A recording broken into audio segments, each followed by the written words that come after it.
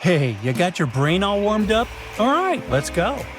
Michael was flying in business class for the first time in his life. Of course, he was curious about his fellow passengers.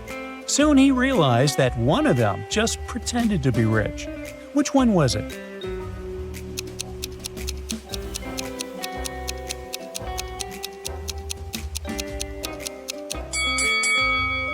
It was the guy wearing a blue shirt. On his suit jacket label, you can read that it's made of polyester. Really rich people rarely wear synthetic fabrics.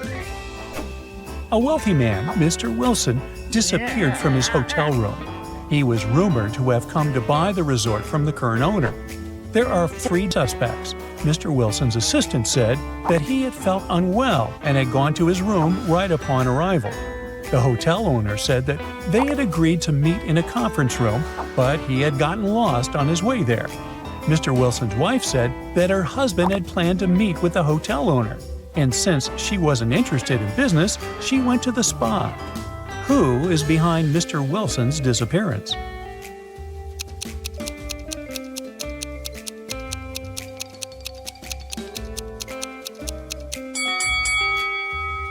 It's the hotel owner. How could he get lost in his own hotel? Marcus, a computer genius, needed to get into his client's computer. And, of course, the client didn't remember the password. The only thing he had was a note with a hint. Which number should Marcus type in for the computer to switch on?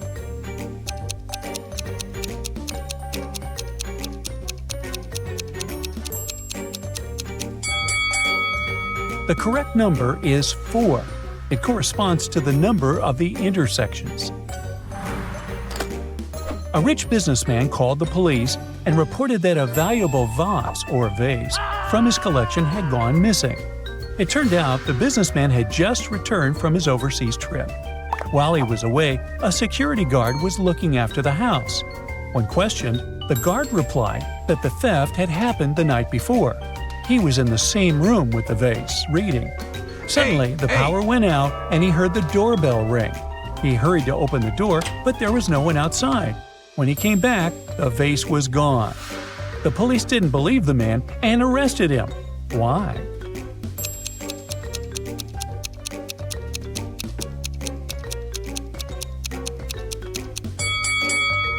It's because the doorbell doesn't ring if there's no electricity. You meet these 2 women in an elevator at work. You have never come across any of them before, but they both claim they work in your company. In reality, only one of them works there. Which one?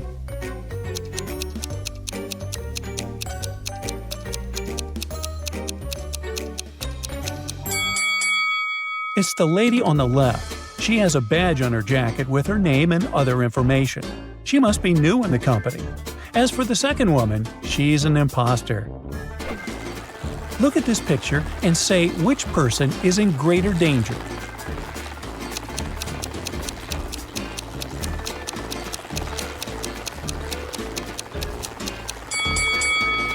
It's the person on the left, because his ladder is about to snap. Bridget is taking part in a TV challenge show. There are 2 doors in front of her. Behind one of them, there's an unfriendly dog. Behind the other, a case with cash. There are 2 signs on the doors. One always lies, the other is truthful. On the first door, it's written, "The cash is here, the dog is in the next room." The other sign says, "The cash and the dog aren't in the same room." Where is the cash?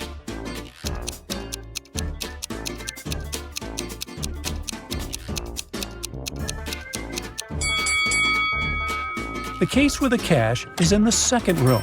The second statement is true, which means the first one is false. Now look at this picture carefully. What's wrong here?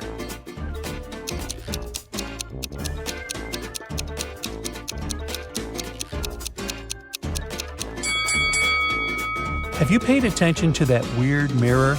It doesn't reflect anything. Another tricky task for you. Look at these people and try to figure out which one of them is weird.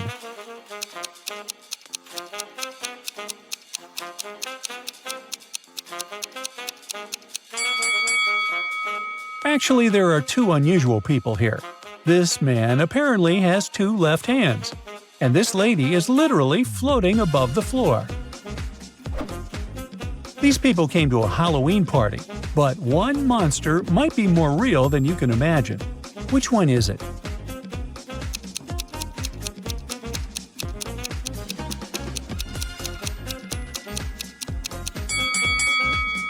It's the girl on the right. If you look more closely, you'll see a human eye innocently floating in her drink. You're totally lost in the woods, feeling cold and hungry. After hours of wandering, you find 3 houses. Which one should you enter?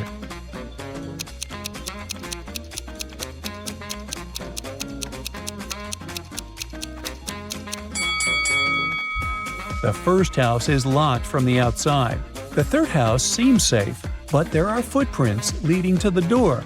Those are wolf paw prints. So your safest choice is house number 2. Julian has lots of patients today and he's very tired. He sneaks a peek at the people waiting to be treated and realizes that one of them is just pretending to be unwell. Which one is it?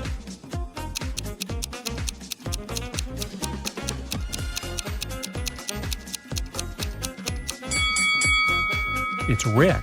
His phone is in his right pocket, so he must have used his broken arm to put it there, which would have caused him a lot of pain if his arm had truly been injured. Gemma returned from Asia and brought a precious porcelain figurine. She threw a party and invited all her friends to tell them about her journey. They had a great time. But after her friends left, the woman realized the figurine had disappeared. She called the police and showed them the photo she had taken at the party. One of the officers immediately realized who had stolen the figurine. Did you understand it too?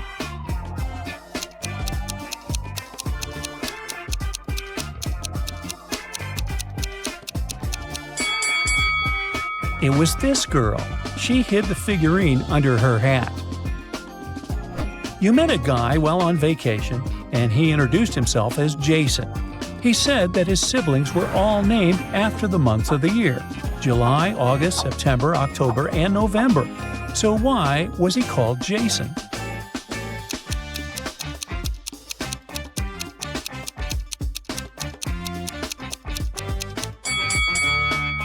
Well, take the first letters of the guy's siblings' names, and you'll get Jason.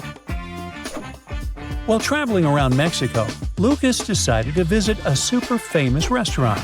There, he ordered 3 dishes. But when the waiter brought them and put the plates on the table, Lucas realized that eating them all might end up badly. Which dish is safe to eat?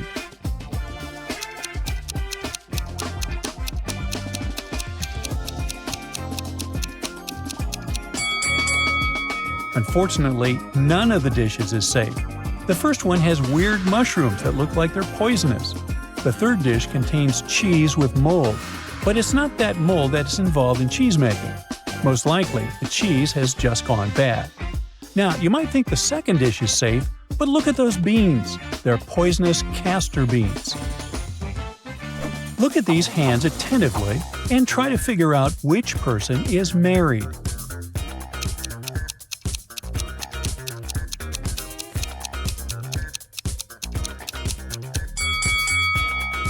If you look at the first hand, you'll realize it doesn't belong to a grown-up person.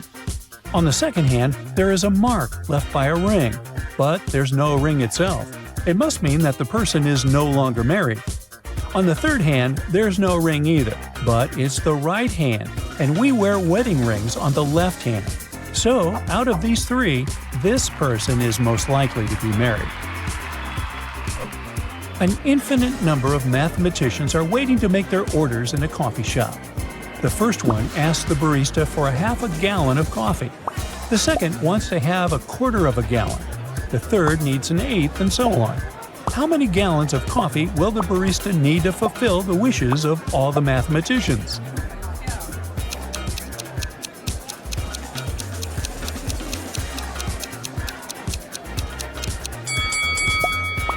Well, just one. A man was to be sentenced for his crimes, but the judge told him, You may make a statement. If it is true, I'll sentence you to 2 years in prison. If it is false, I'll sentence you to 5 years in prison. After the man made his statement, the judge decided to set him free. Can you figure out what the man said?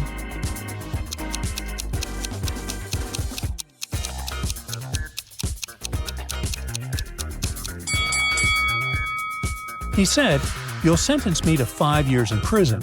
If it was true, then the judge would have to make it false by sentencing him to 2 years.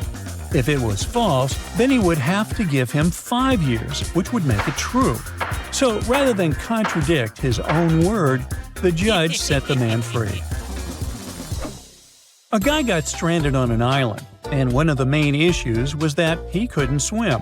However, he managed to get off the island and return home safely. How did he do it?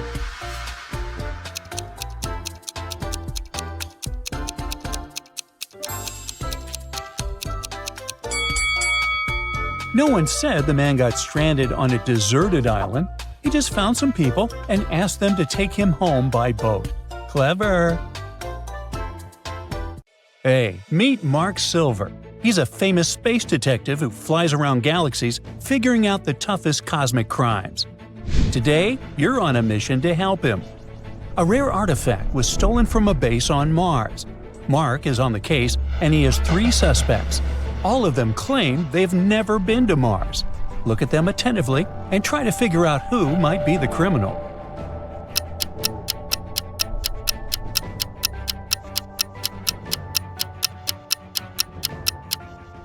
Look at the man. The soles of his boots are dusted with red, and Mars is often called the Red Planet because of the color of its soil. So the man must have lied about never having visited Mars. Suspicious. Mark is sent on a mission to a planet where all the inhabitants look different. When a group of locals meets him at a spaceport, he realizes that one of them is an imposter. Who is it?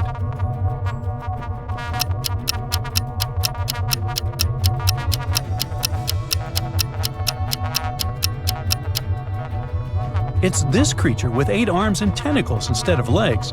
See that zipper on the left side?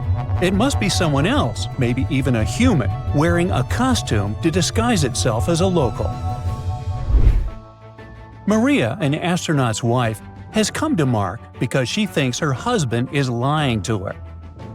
A week ago, he told her he would fly to Jupiter to deliver rose petals to a local community. He even sent her a few photos when he arrived there. But Maria has some doubts. After examining the photos, Mark confirms the girl's suspicions. Her husband isn't on Jupiter. How did he understand it?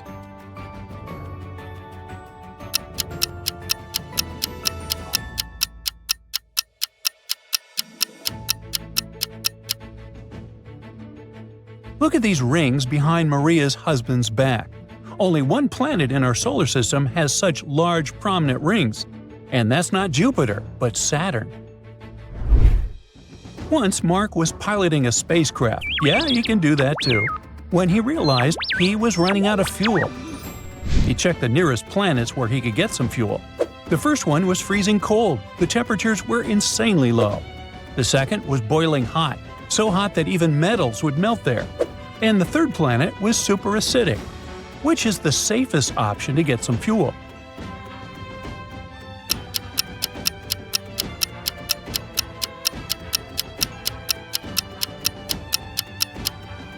Mark should opt for the first planet. He'll be inside his spacecraft, so the cold won't harm him. As for extremely high temperatures and acids, well, they can easily damage his spaceship. The leader of a mission on a distant planet asked Mark to come and help him figure out one tricky case.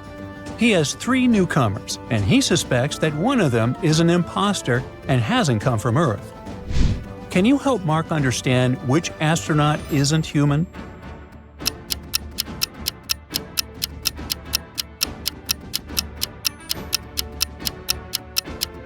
The man in the middle might look like a human, but he isn't wearing a helmet.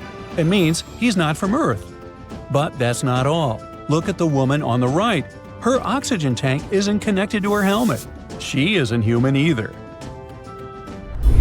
Mark arrived at the moon because someone had been stealing astronauts' belongings from a lunar base on the far side of the satellite. After investigating the case, Mark ended up with 3 suspects. Julia told him she had been working in the lab all the time. Hannah told him she had seen someone's footprints circling around the base, but later they had disappeared. The wind must have covered them with sand. And Lucas explained he had been busy with software repair. Who is the criminal?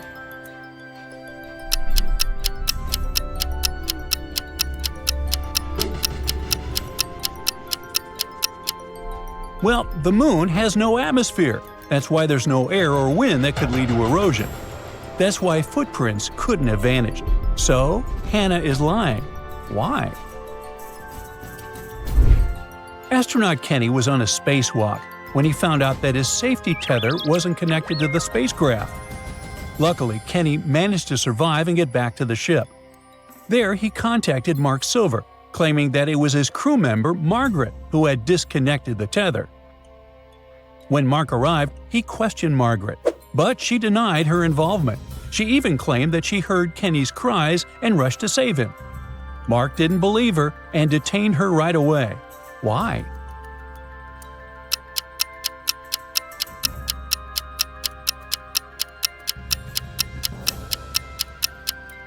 Space is silent since there's no air or atmosphere to carry sound waves. Even if Kenny had been shouting, no one would have heard him. Space pirates once captured Mark and locked him in a cargo compartment. The door has a password lock. To get out, Mark needs to remember what the biggest planet in the solar system is. He has 3 choices: Saturn with its rings, gas giant Jupiter, and ice giant Neptune. Could you help him choose?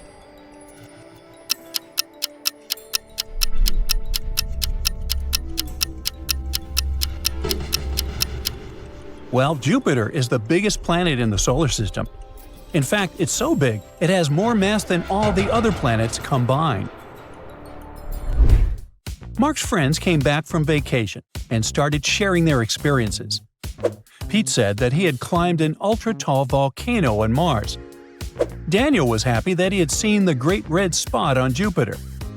And Thomas was super excited because he had managed to swim in a lake on Saturn's largest moon, Titan. Mark understood right away that one of his friends was lying. Who was it?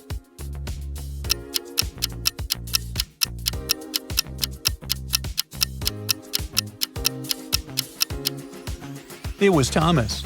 Even though Titan has lakes on its surface, they're filled with methane. You can't swim in them. Look at this picture attentively and help Detective Silver figure out what's wrong with it.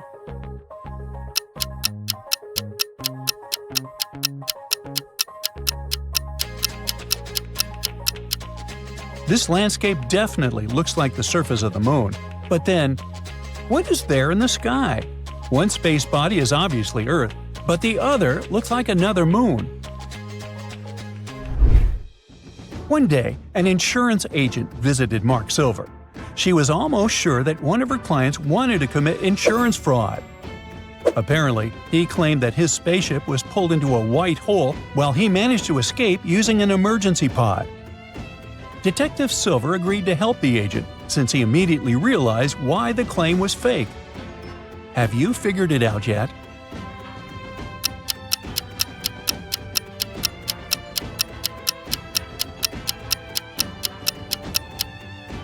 Well, it's black holes that swallow everything that comes too close. At the same time, white holes expel matter and energy. So a white hole wouldn't be able to pull inside a spaceship or any other object. One day, Mark was on vacation on a distant planet in a faraway galaxy. He was floating in a glass pod over a sea of blue lava when he spotted an object in the sky. It was getting bigger and bigger. Mark had 3 ideas about what it could be: a comet, a black hole, or a rogue planet. Could you help him figure out what this space intruder is?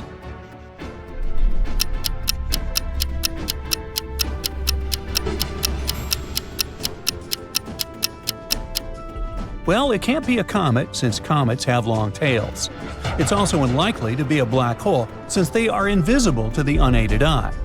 So, it's probably a rogue planet once kicked out of its home system and now wandering the universe.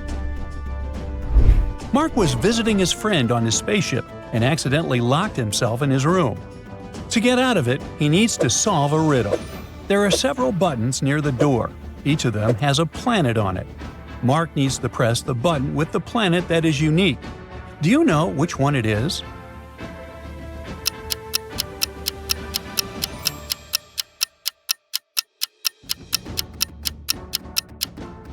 Mark needs to press the button depicting Uranus. It's the only planet that spins on its side. Now, Mark wants you to crack a few riddles on your own.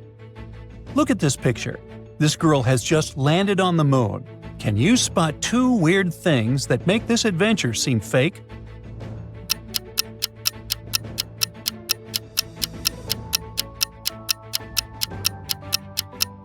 First, the girl isn't wearing a helmet, but on the moon, it's impossible to breathe without it. And secondly, the wind is blowing her hair, but there's no wind on Earth's natural satellite. Now look at the planets of the solar system and say if everything is fine with them.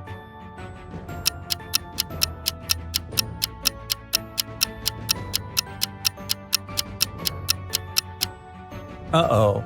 It seems Jupiter and Saturn have switched their places. And finally, the last general knowledge challenge for you. Which planet had its status taken away almost 2 decades ago?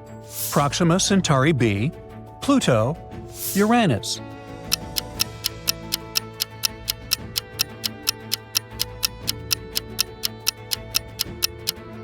Well, it was poor Pluto.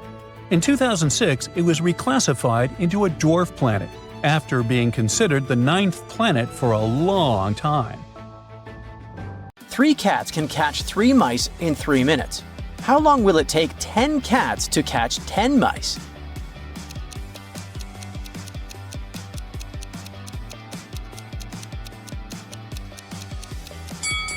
The same 3 minutes. No more, no less. There are 100 books on the shelf. To count off 10 of them, you need 10 seconds. How much time will you spend counting off 80 books?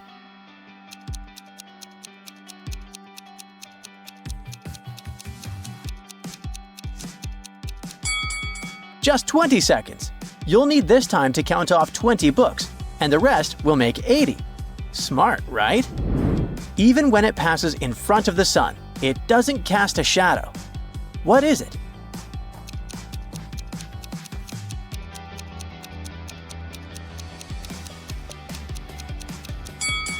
It's the wind. Now let's get down to some serious stuff. Someone stole the money Michael kept in his safe. After watching the security footage, the police figured out that it had happened at midnight. They questioned 3 suspects.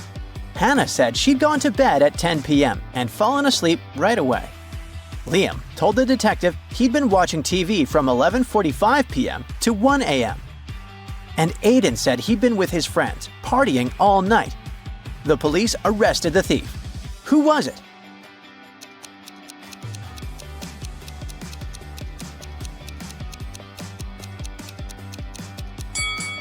It was Liam. He was suspiciously specific about the time. A man came to a jewelry store planning to buy an expensive diamond ring for his wife, but someone stole his wallet right in the store. The manager called the police and asked all the visitors who were inside at the time to stay until the officer's arrival. The police arrived and examined the people attentively. Soon, they knew who had taken the wallet. Can you figure it out too?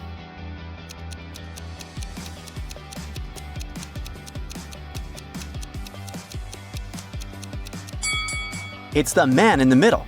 He has a bandage on his right arm, but it's wrapped over the sleeve of his jacket, not hidden under it like a real bandage would be. Detective Theodore Mitchell worked undercover at a luxurious resort. The police suspected that the hotel owners were involved in some shady deals. Theodore's main task was to sneak into the manager's office and check the documents. But the door was locked, and there was a combination lock.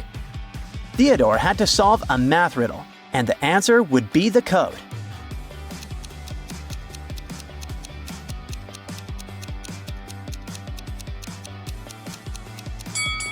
As soon as he punched in the code, the door opened.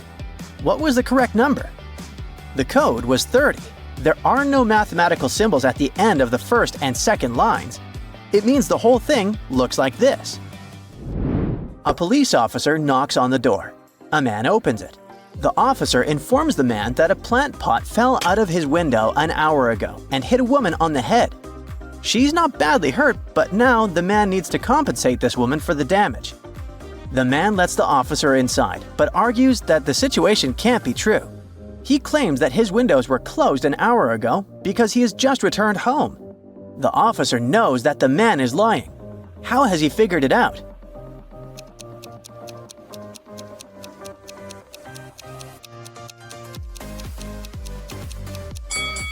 The police officer spotted a pan with boiling water in the kitchen.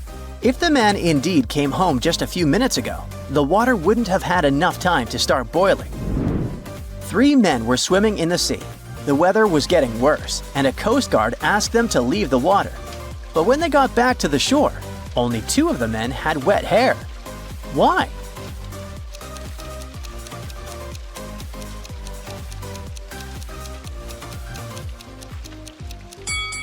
The third man was bald. A gust of wind blew a $100 bill out of the hands of a grocery store owner.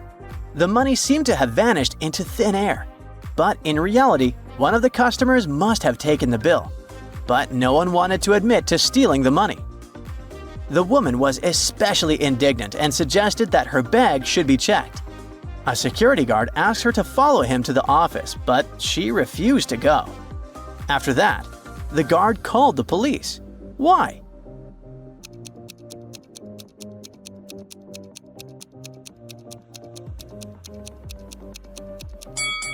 The woman was standing on the $100 bill. If she followed the guard, everyone would see the money. A man found himself on an island inhabited by a tribe of savages. The tribespeople locked him in a house with only 2 exits.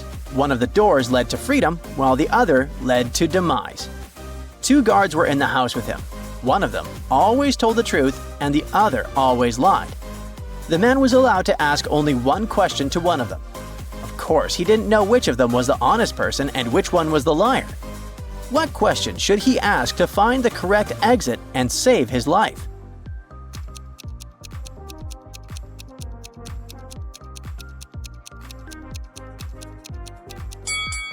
The question he should ask is, what would your companion say if I asked which door leads to freedom?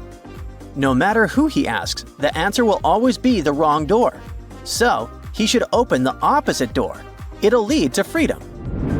One day, posters were put up in one of Prague's main squares. They read, "Beware of pickpockets." The local police knew that there were indeed many pickpockets in the area, but they actively tore down these posters. Why?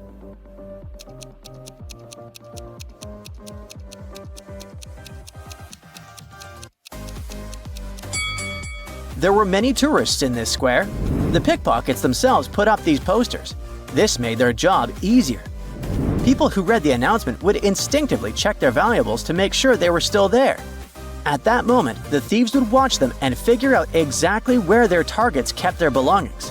The police, realizing this trick, tore down the posters to prevent people from unknowingly helping the thieves rob them. Mary lived in a luxurious mansion. One day, she discovered that all her jewelry had mysteriously disappeared. The police arrived at the crime scene and realized that the theft had occurred very recently. They questioned 4 people who were in the house at the time of the incident. The gardener said he'd been tending the flower beds in the garden all morning. His hands were covered in green and brown stains from plants and soil. The builder claimed he'd been working in the yard, repairing the fence.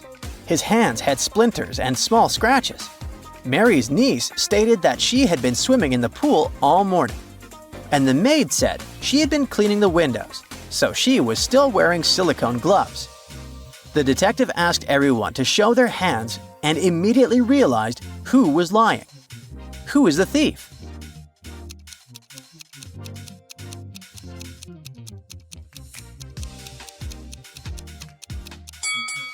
The niece. If she had really been in the pool all morning, her fingers would have been wrinkled.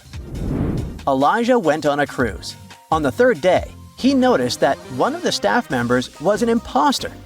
Look at them attentively and try to guess who it is.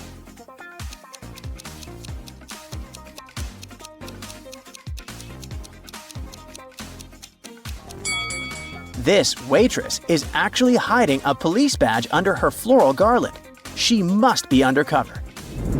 A precious 16th century brooch has been stolen from its glass display case in a museum.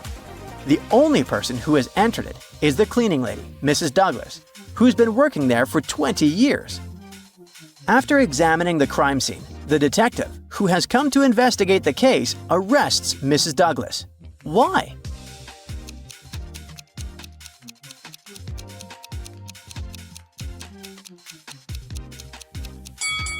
Mrs. Douglas's habit let her down. After breaking the display case and taking the brooch, she carefully cleaned up the glass shards. A very famous painting disappeared from a museum. Later, the police managed to find it, but there was a problem. They found not one, but 3 paintings. Only one of them is original. The others are just copies. Can you help the police figure out which is the original painting?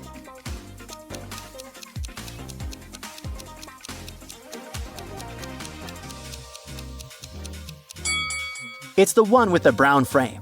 Take a look. All frames in the museum are made in the same style. Detective James's vacation got cut short when a millionaire hotel guest was found unconscious, still holding a glass. Someone was behind it, and 3 housekeepers were suspects. Maggie wore rubber gloves. Eddie carried laundry, and Gigi held a broom. So, who did it?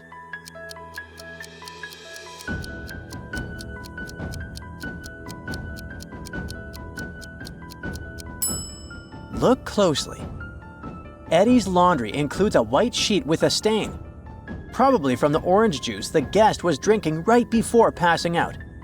He must have put poison inside the victim's drink. James heads to the pool to relax, but when he gets there, he's shocked. A guy is drowning and the detective is sure somebody tried to end his life. Can you figure out what happened?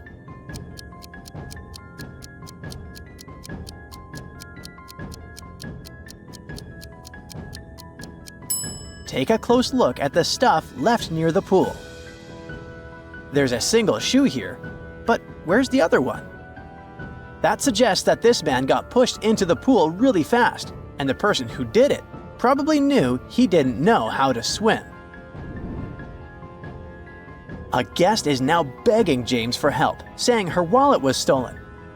The detective then asks to check the security cameras at the last 2 places she visited to figure out who the suspect was. Suddenly, he says she can rest easily. But why?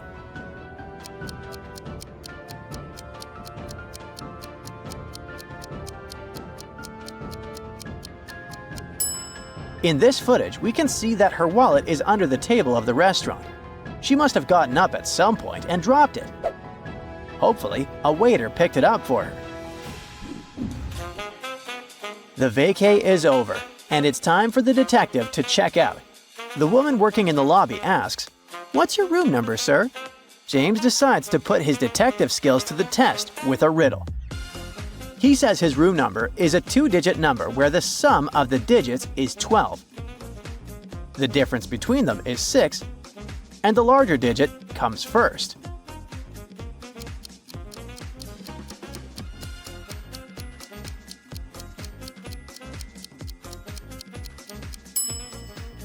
After thinking for a bit, she answers, 93. Well done. James lands at the airport, and it's time for the security check. They ask him to take out any electronics and liquids from his bag. He pulls out his toiletry bag and his laptop. But when it's his turn to go through the x-ray, his suitcase still gets flagged. Why?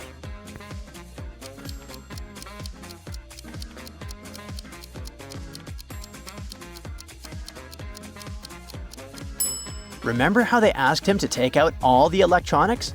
But look, there's still an iPad in there. Once James gets to his destination, he overhears a suspicious guy talking on the phone. The guy says he's got stolen diamonds in a Chanel bag. The detective rushes to the baggage claim to hand things over to the police, but there are 4 brand-name bags sitting there. Only one is from Chanel. Can you guess which one? Here's a hint. Look for the first letter of the brand's name.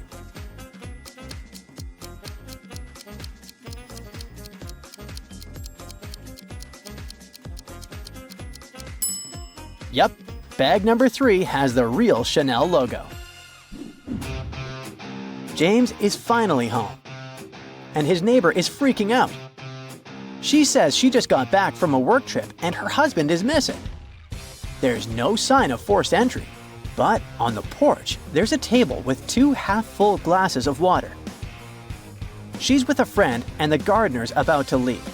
The police think at least one of them might be involved, but who?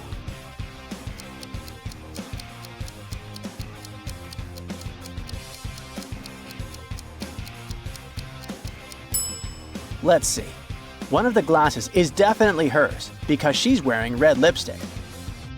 The second glass means she was with someone before telling James her husband was gone. The gardener's off the hook because his dirty clothes show he was just working. So that leaves her friend. Looks like he's her lover and they plan to get rid of her husband. A jewelry store robbery really shakes up the city. The cops catch 2 guys right outside the store. Both are wearing backpacks and each one say they were just walking by. James needs your help to figure out who the real thief is.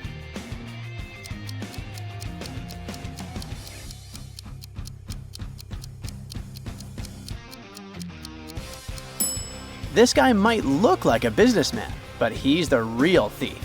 If you look closely, you can see a little bit of stolen jewelry peeking out through a small tear in his backpack. Now, an art gallery owner asks for James's help. He's convinced one of his employees swapped his most valuable painting with a fake one. He shows James a picture of the real artwork. Can you spot 3 differences between the fake one and the real one?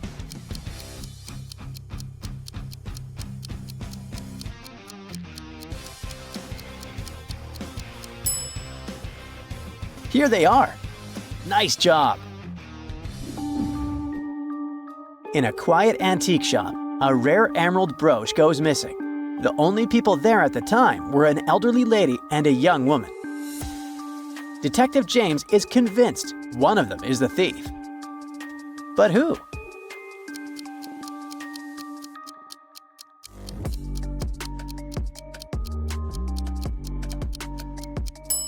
Take a closer look at their faces to figure it out. Turns out, the old woman is actually a thief in disguise, wearing a super realistic mask. The seam on her neck gives her away, and the shawl is just there to throw off suspicion. James heads to the circus to unwind, but the magician suddenly stops the show. His rare gold pocket watch has gone missing from his dressing room. James checks the room but can't find any obvious spots where it could be hidden. Can you figure out where the missing watch is?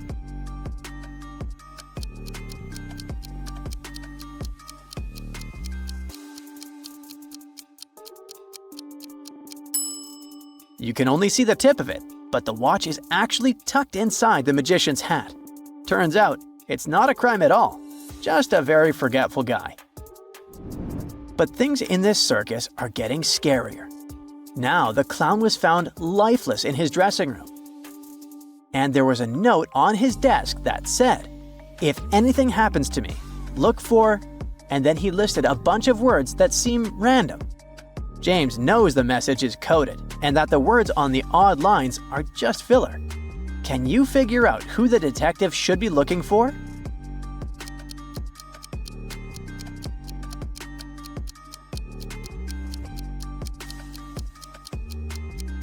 Let's cross out juggler, trapeze, and acrobat. That leaves us with the prime suspect, the makeup artist. The detective gets invited to this fancy gala, Everything's going fine until the big chandelier just falls and crashes to the floor. Luckily, no one was standing under it, but James has a hunch that someone might be behind it. Can you guess who?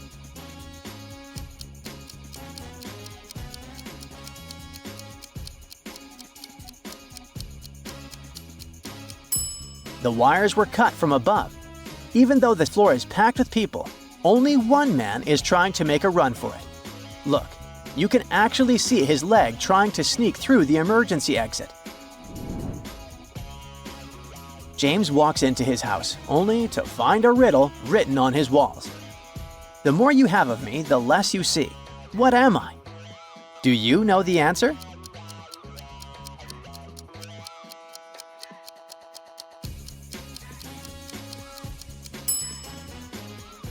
The answer is darkness, says James. But as soon as the detective says it out loud, his lights are suddenly switched off. James's living room is now super dark, and he needs your help to switch on the lights. But only one lamp is working. Do you know which one?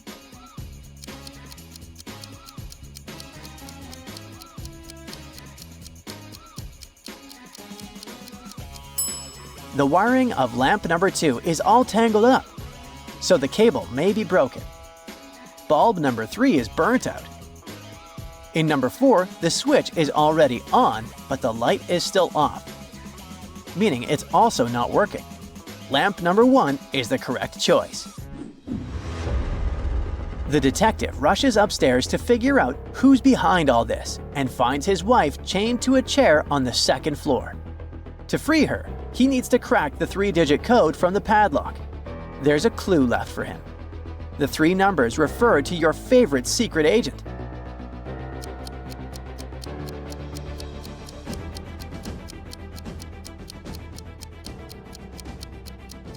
His spy name is James because he was inspired by none other than the famous movie character James Bond. And what is Bond's most famous code number? 007. Those are the 3 digits we're looking for. Now that she's free, James's wife points to the table, saying the dinner's ready. She looks nervous, so the detective immediately senses that something's off. This must be the work of the suspect inside his house. There are 4 plates on the table, but only one is safe to eat. Keep in mind that James is seriously allergic to seafood.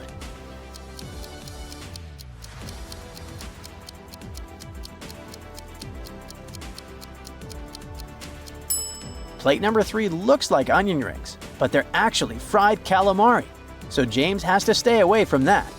The only safe choice is plate number 4. After pulling off a few more tricks, the suspect finally gives up and bolts out the door. Phew! Now the detective can finally relax in peace with his wife. Now look here, Richard is looking for a new job, but it's not that easy. Tricky interviews, suspicious employers, and unexpected challenges await him. You can help him find his dream job if you solve all the riddles. Let's give it a shot. The first job interview is in just 1 minute, but Richard can't find the right office building. His email invitation has a hint instead of an exact address. So, which of these 3 buildings should Richard enter?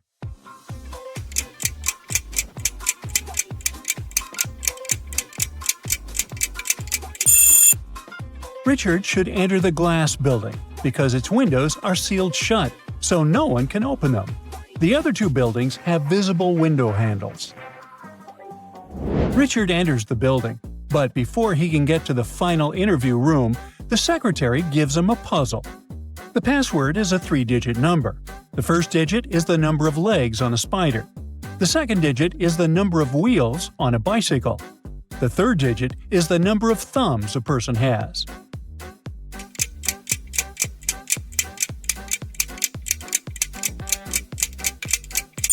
So, what is the password? A spider has 8 legs. A bicycle has 2 wheels. A human has 2 thumbs. So the correct password is 822. Richard finally enters the interview room, and more puzzles await him there. Oops, with all the interviews, Richard forgot he needed to take his pills. The doctor prescribed him one for the morning, let's call it X, and the other one for the evening, let's call it Y. Richard cannot take both in the morning or both in the evening. The pills are absolutely identical. How should he take them correctly and survive?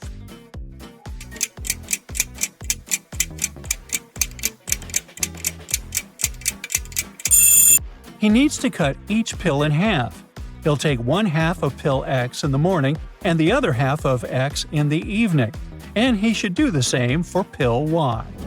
The interviewer gives Richard a book to test how quickly he can remember new facts. He got carried away while reading and accidentally tore out pages 9, 10, 25, 67, and 68. How many pages will he have to fix?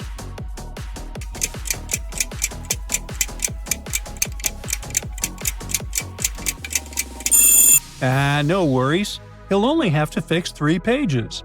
9 and 10, just like 67 and 68, are different sides of one page. The next riddle is to test Richard's analytical skills. He needs to guess which of the employees of the company is selling their secrets to their rivals. The only hint is a periodic table with 3 elements that are highlighted in red: carbon, oxygen, and lithium. The 3 suspects are Liam, Colin, and Oliver.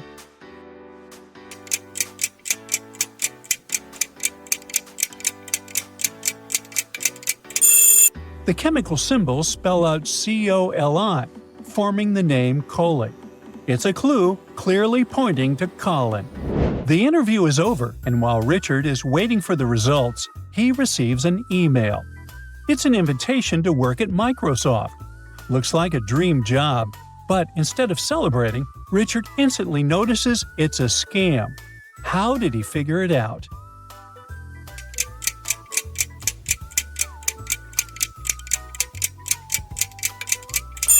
Well, Microsoft wouldn't send out invitations to interviews from an email, "We hire Microsoft at coolmail.com." It's time for another interview at a company that seemed perfect.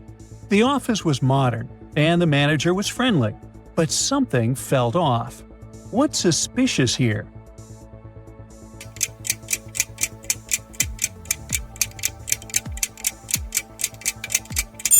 The fact that there's no company logo anywhere and no branded material is a huge red flag. An empty office with no staff is super suspicious too.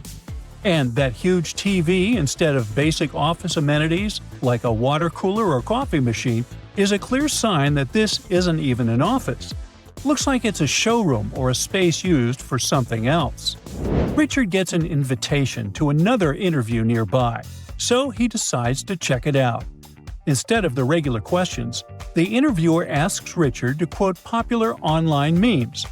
Richard realizes the interviewer must be a blogger who is probably streaming all this live. What gave away the scammer?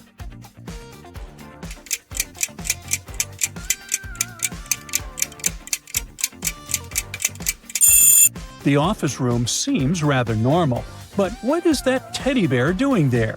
One of its eyes looks bigger than the other. It must be a hidden camera. Richard doesn't give up and sends his CV to 2 more companies that are in the same office building. He sees 2 managers and realizes only the first company will most likely trick him. How did he figure it out?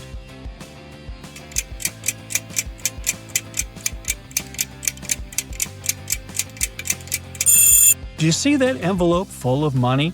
The manager of the first company is trying to hide it, so it could be an unofficial salary or even a bribe.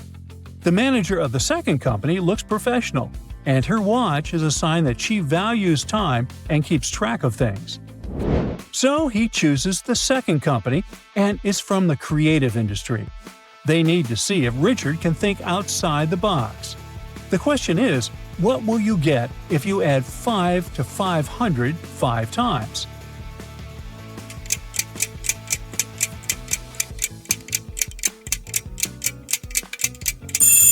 It's a creative company, remember?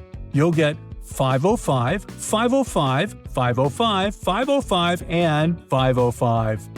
The interviewer has 15 colored pencils, 5 blue, 5 red, and 5 purple. The task is to divide them into 2 piles. One pile must have twice as many blue pencils as red pencils, and another pile must have more purple pencils than any other color. How many red pens would be in each pile?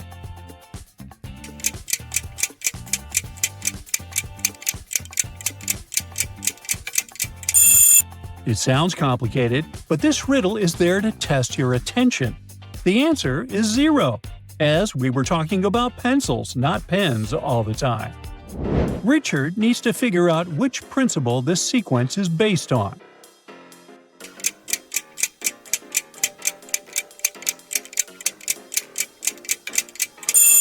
The numbers are lined up in the alphabetical order of the first and second letters of their names: 8, 5, 4, 9, and so on.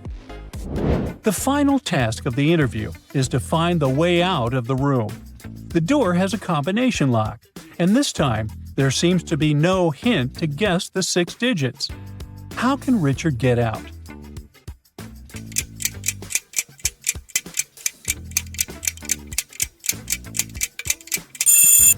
Well, no one said the door was actually locked. He just pushes it and it opens. Richard receives 2 job offers and must choose the one that is safe to accept.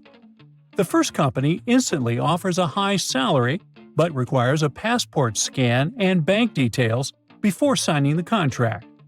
The second company offers a smaller salary and a trial period, but provides official employment and signs the contract first. Which company should Richard choose?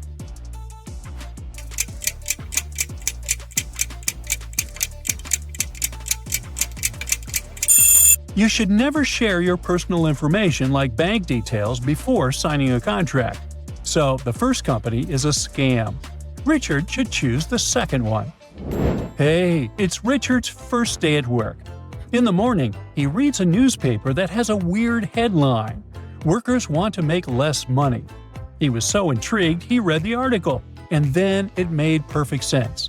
What is this about?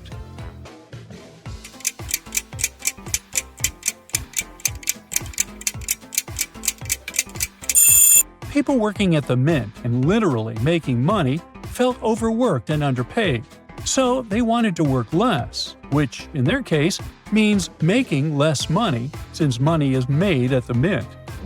Richard arrives at the office, and he instantly notices something is really wrong there. Can you figure out what exactly?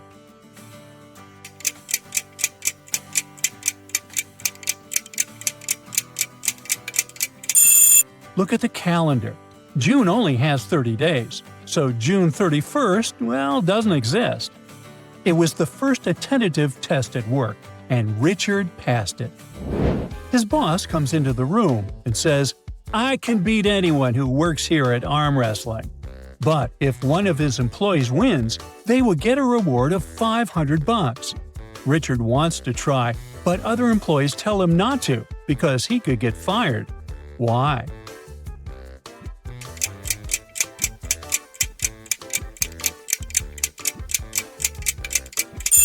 The boss said he could beat anyone who works at the company. So to eliminate competition, he would just fire the person who was stronger than him.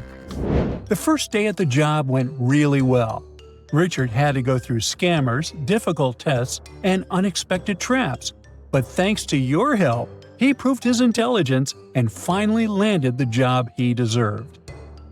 Hey there, are you ready to flex your brain muscles? Well, let's go.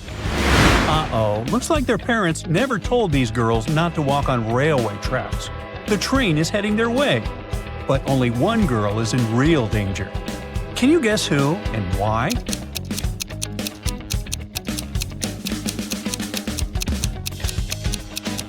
The girl with the walking stick is Bling, but she can hear the train. The girl with the earplugs won't notice it approaching, so she's in real danger of being highly trained. The police officer is asking the guy to identify his sister. She must have done something terrible. Can you guess which of the girls she is?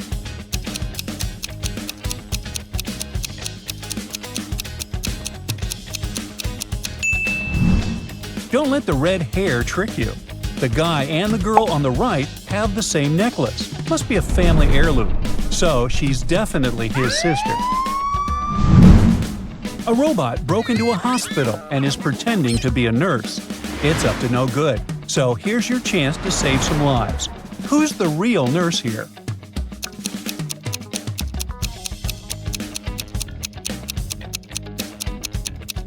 Although they both look pretty human, the girl on the left is the only real one here. You can see a chip in the neck of the girl on the right in the reflection in the mirror. This one is a robot. An extraterrestrial came from a distant planet to learn more about us humans. It has learned to imitate real people so well that almost no one can tell the difference. What about you?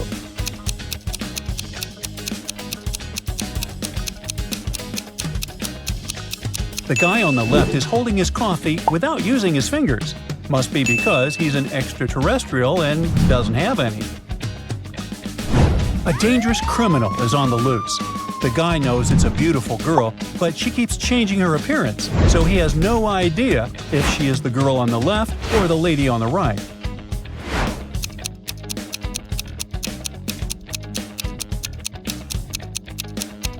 Well, both of them look dangerously beautiful. But only the one on the right is hiding a knife behind the toy. She's clearly dangerous. A couple went on a date, but it went terribly wrong, and they found themselves on different sides of the bridge. One of them is in serious danger. Do you see who it is?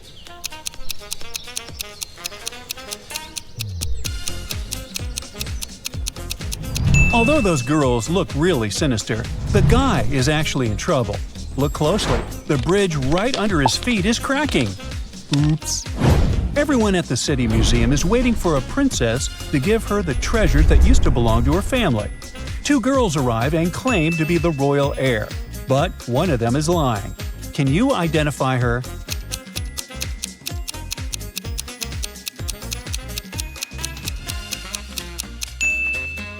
Look at this picture closely. There's a price tag on this princess's tiara, so she definitely doesn't deserve the crown jewels. Tom's grandma was one cool and wealthy lady. Before passing away, she had left a note. Tom found it only 4 years later.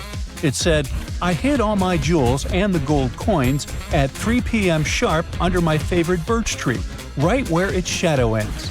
He rushed to the tree, waited until the right time, and started to dig. But there was nothing there. Why?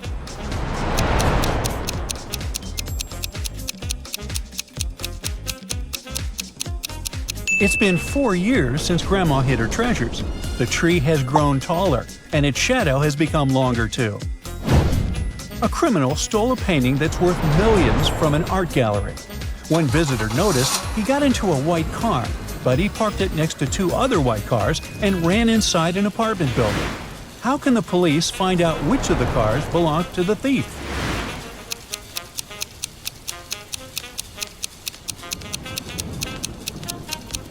The ground under the first and third cars is dry, but since the ground under the second is wet, it means it just arrived. Jim sees an ad on TV. Whoever can hold their breath underwater for longer than 8 minutes can set a new record and get $5,000. He never did it before and has no training for it, but he manages to set the record and gets the money. How did he do it?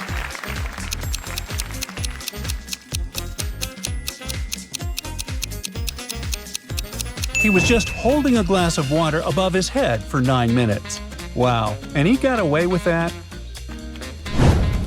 The luxury shoe store just got a new pair decorated with gems that cost as much as a fancy sports car. They invited the press and some VIP guests to the presentation. But oh no, while everyone was looking at the screen, the shoes were gone. Can you guess who stole them?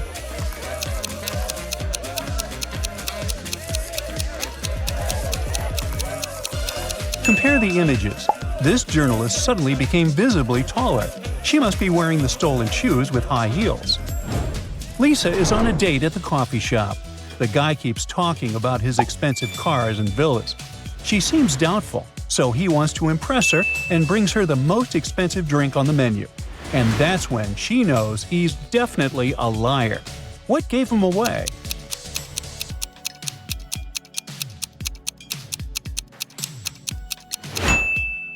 drink has a name on it, and that name is Chiara. The guy just stole it when it was ready. I have 6 faces and 21 eyes, but I cannot see. What am I?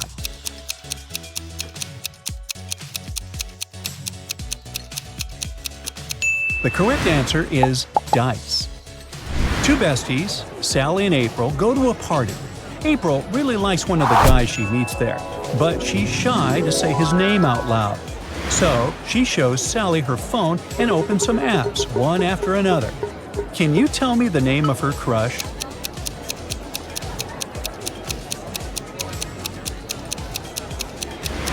If we put together the first letters of each app, we'll get the name Jack. Anastasia has applied for a job at a company that does professional expertise to tell real paintings from fakes. The interviewer likes Anastasia and offers her to sign the contract immediately. But she refuses to sign it and then gets the job. Does it make any sense?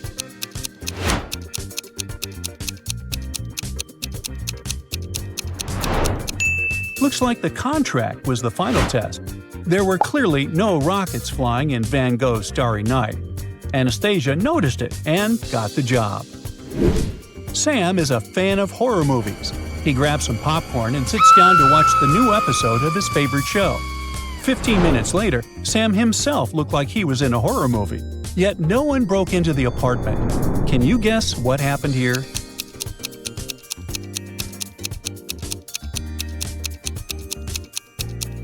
Sam's cat, Mr. Spicy, must have gotten scared with all the terrible sounds that came from the TV. It jumped on top of Sam and scratched him. 3 best friends are traveling in Europe. When they arrived at the airport, they discovered their flight was really from a different airport, and it was an hour's drive from the one they were at. Their flight is at 11 a.m. They can either catch a taxi for $120 or buy tickets for a later flight for $200. What should they do?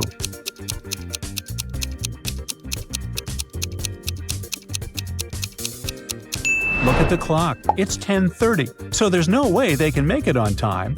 New tickets it is. One of her 3 bodyguards is blackmailing a famous singer. They say they'll sell all her secrets to the media unless she pays $1 million.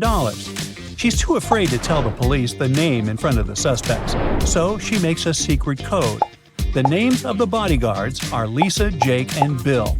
So, who's the bad guy here?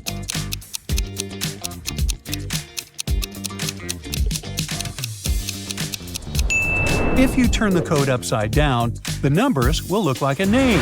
It's Bill. A teacher gives his students a task to make a presentation about their favorite hobbies. Steve has the most impressive one. He snowboards, he does bungee jumping, meets with celebrities, and volunteers at the dog shelter.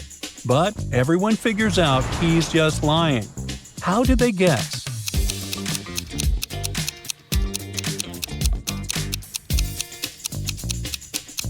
When you look closer, you can see that all these photos are from different accounts on Instagram, and you can't see his face in any of them.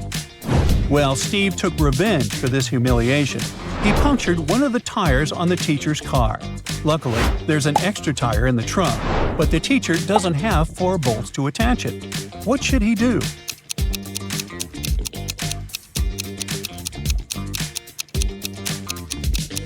He can unscrew 1 bolt from the other 3 tires and attach them to the new one. Each of the wheels will have 3 bolts, which should be enough to get to the nearest car repair shop. I have 1 eye, but I cannot see. What am I?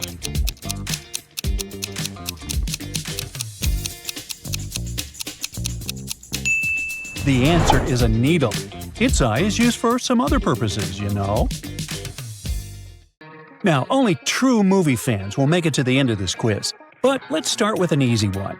In The Matrix, Neo has to pick between 2 pills. One that keeps him in his ordinary world, the other reveals the truth. What color pill does he take? A. Green, B. Red, C. Blue, or D. Yellow?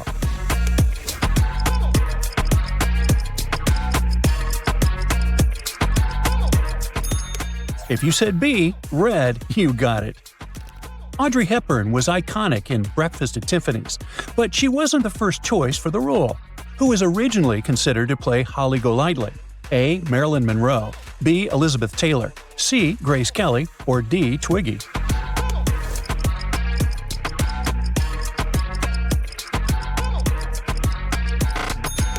The answer is A. Marilyn Monroe. Titanic, Lord of the Rings, and Troy. Which movie had the highest number of extras? Time to rank them from the most extras to the least. Ready? Go!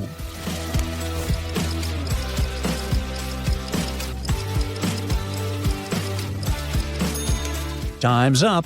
First place goes to Lord of the Rings, Fellowship of the Ring, with over 20,000 extras. Next up, Titanic, and then Troy. Pay close attention to the opening scene of Forrest Gump. Something just doesn't feel right. Can you spot it?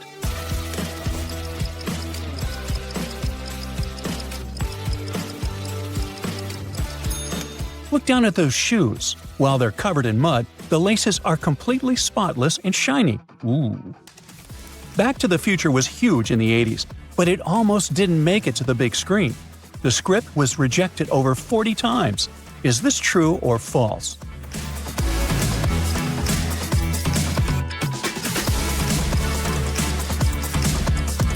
Time's up. Well, that's true. In Jurassic Park, John Hammond invites the team to the island to check out his epic dinosaur park. But what was the name of this fictional island? A. Isla Nublar, B. Isla Perdida, C. Isla Nupar, or D. Isla Nefara? Did I get those pronunciations right? Yeah.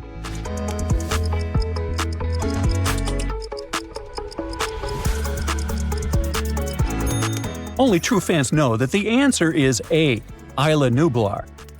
Ghostbusters, The Goonies, and Blade Runner, all classic hits from the 80s. Can you put them in the correct chronological order from the oldest to the newest release?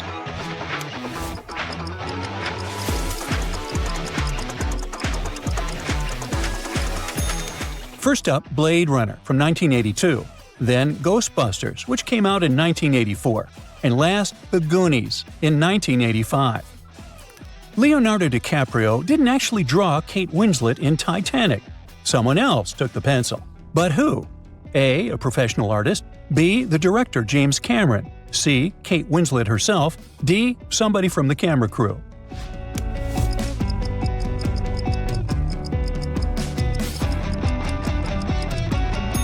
The answer is letter B. James Cameron did the sketch.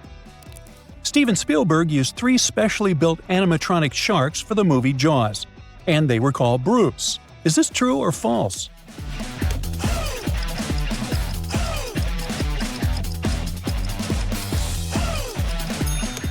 It's true. The nickname came after Steven Spielberg's lawyer. Yeah, apparently another shark. In Pulp Fiction, John Travolta and Uma Thurman perform a legendary dance scene. But wait, can you remember what song was playing? A. You Can Never Tell, B. Blue Suede Shoes, C. Mambo No. 5, D. Rock This Town.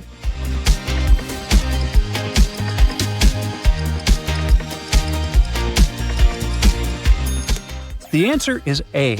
Chuck Berry's song was the perfect choice. Despite Harry Potter's huge success, the saga never won an Oscar. But can you tell how many times it was nominated for the awards? A. 8, B. 12, C. 18, D. 21.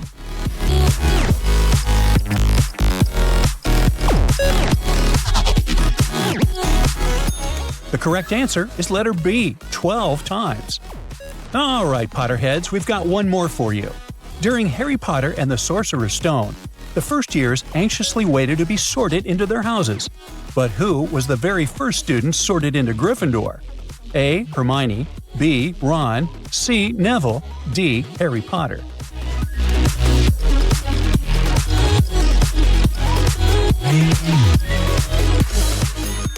If you said A, Hermione, you're right. Every Marvel fan knows Chris Hemsworth has several Thor hammers at home, but one of them is stored in a very unusual place. Can you guess where? A. On top of the fridge, B. In the trunk of his car, C. In the toolbox, D. In the bathroom.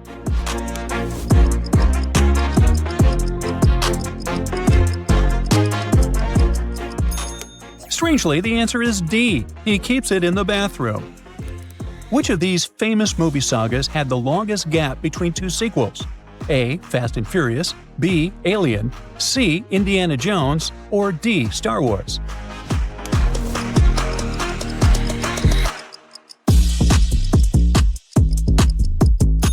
The correct answer is C. Indiana Jones.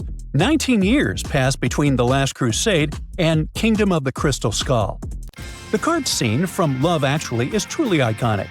Question: what was written on the first sign that the guy holds up to Keira Knightley's character?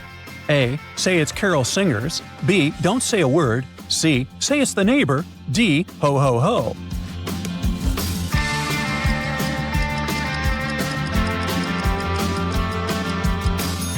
Well, if you guessed A, you nailed it.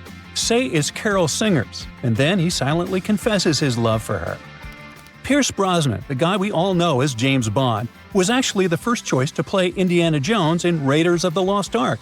Oh wait, is this information true or false?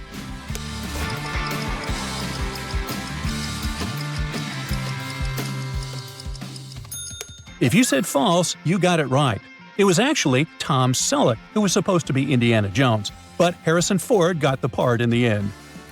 In The Chilling Adventures of Sabrina, the protagonist wears a dress that's a nod to a classic horror movie from the 60s. Can you tell which one it is? A. Psycho, B. Rosemary's Baby, C. Carrie, D. The Exorcist.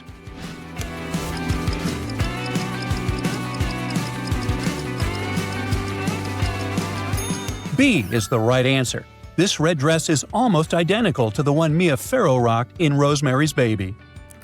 The Godfather, La La Land, and The Silence of the Lambs are all big Oscar winners. Can you rank them from the one that won the most awards to the one that won the least?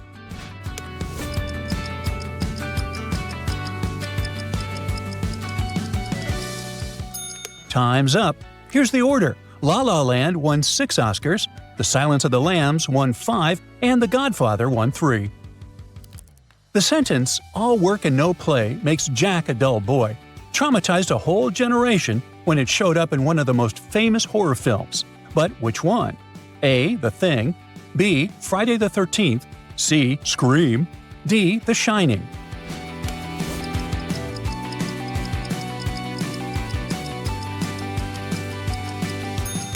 Option D is correct. Fun fact, this is actually an old proverb from 1659. So, how many questions did you get right? Tell us in the comments. Hey, ready to do some massive rock and rolling with your brain muscles? Yeah, let's start anyway. Just kidding. Detective Jenny receives an anonymous report. One of the 3 guests at a local cafe is a thief. Can you help her figure out who?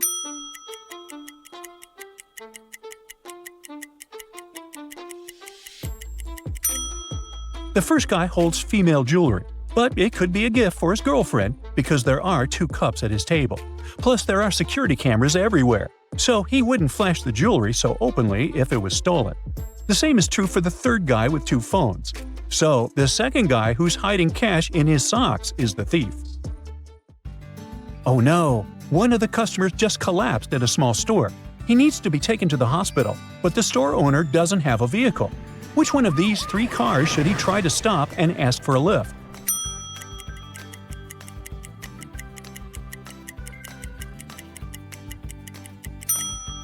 The first car is already full. The ambulance has an emergency siren on. It must already have a patient inside who needs urgent help, so it won't stop. So he should try with the police car. They made it to the hospital, but now it's time to choose between the 3 entry gates. The first one is for regular patients, the second leads to the doctor's offices, and the third is for emergency cases. Which one should they choose?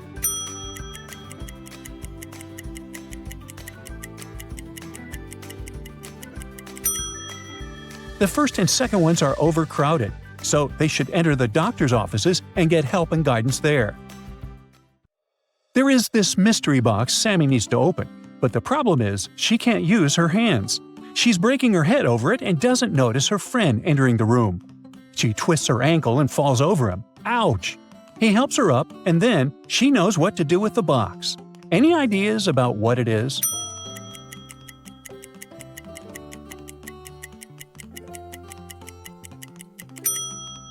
The instructions said not to use her hands, but it didn't say anything about getting help from others. She just asked her friend to open the box. Real estate ads sometimes lie to make you rent an apartment with a secret. Like maybe there was a maniac living there before you. Can you tell if there's one living in any of these apartments?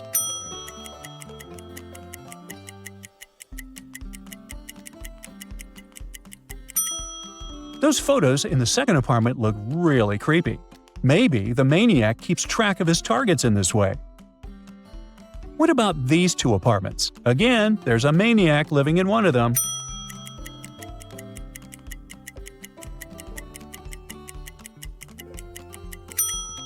That axe sure looks like something only a maniac would keep in the house.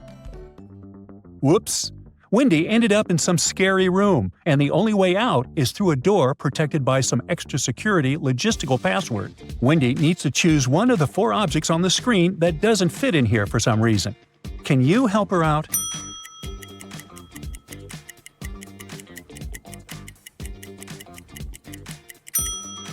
A plastic straw, a paper cup, and a pack of wet wipes are all single-use items. The ceramic plate is the only non-disposable item here.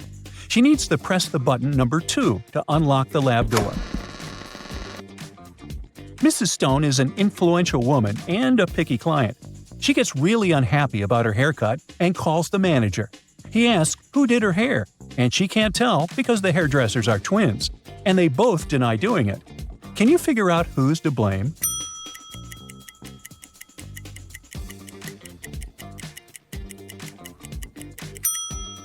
It's this twin on the right. Mrs. Stone's short blue hair is still on her black dress. Someone steals a safe box from a wealthy mansion. All they have is this footage of the thief. A couple of days later, Lena, the heiress, meets the man of her dreams. He wants to find out every little detail about her. She brings him home, and her dad calls the police immediately. Why?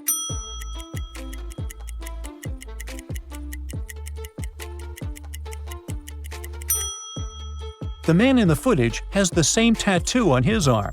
He must be so interested in Lena to learn the code for the safe box. It could be some important date for the family. A local TV channel did a piece on a new restaurant that is so great that you can never find an empty table and you have to book weeks ahead. The idea was to bring even more guests in, but after the piece, people stopped going there altogether. Why?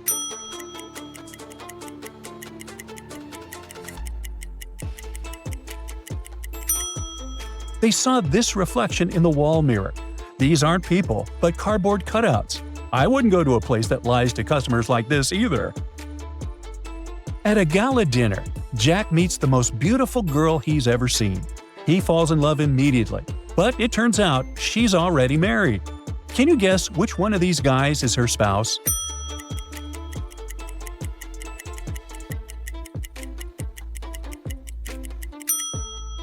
It's this guy here.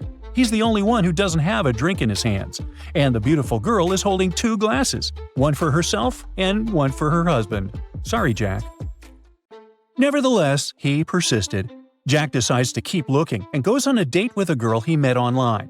He clearly wrote that all he wants is someone who's honest with him, even if it's the small things. He asks the girl different questions, and one of them is if she's a natural blonde. Once she answers yes, he says their relationship won't work out. Why?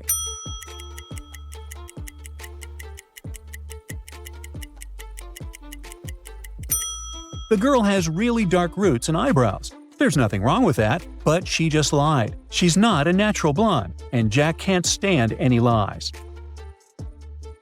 Meanwhile, Sarah and John are looking for their first house together. Aww. The real estate agent showed them 3 options. The first one has the most beautiful location, and the price is super affordable. The second house is super spacious, and again, the price is really good. The third one looks the least impressive, and the price is the same. What should they choose?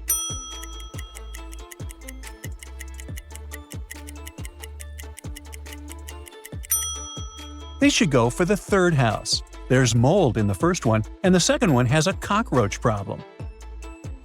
Sue wants to get her nails done and chooses a fancy place where they take care of everything. They even take her bag into safe storage so she doesn't have to worry about it. Oops. Looks like someone went through it while she was busy. One of her favorite earrings is missing. There are 3 suspects. Who did it?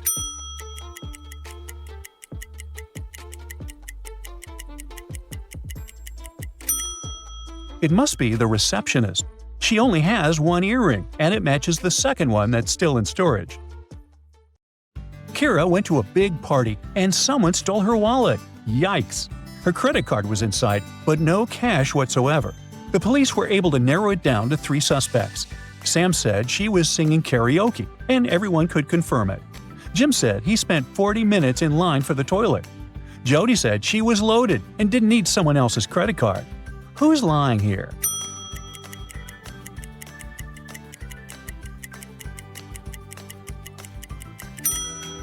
The only way Jody could know that the wallet only had 1 credit card inside was to actually steal it. It was her. 2 girls are sitting at the same table at a coffee shop. One of them is talking about an article she's working on as a journalist.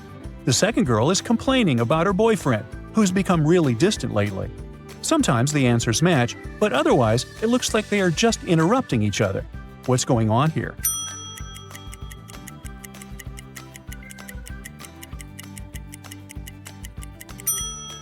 These 2 girls aren't speaking to each other. They're talking on their phones through wireless headphones. Nate wants to visit the new popular cafe downtown. They work on a first-come, first-served basis, and getting a table is really tricky. But he has enough experience to spot one table that will be free soon. How does he know it?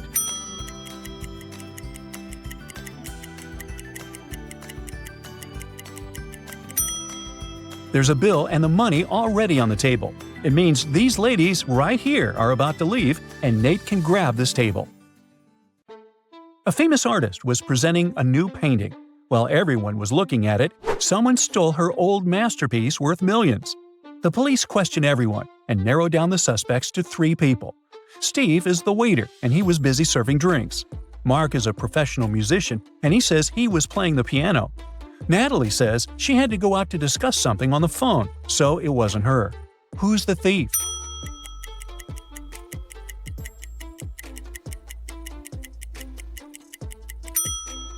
Mark said he was playing the piano, but there are no musical instruments in the exhibition hall. It was him. Emma, a sharp law student, was at the supermarket when she noticed 3 people acting oddly, seemingly eyeing the same package of pasta. Who's up to no good?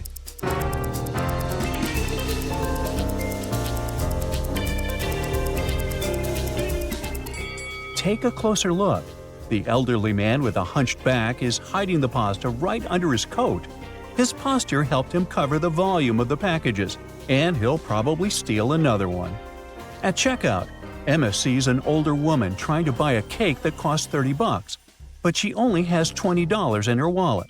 The cashier says no, but the elderly woman insists she's still taking the cake home. But how?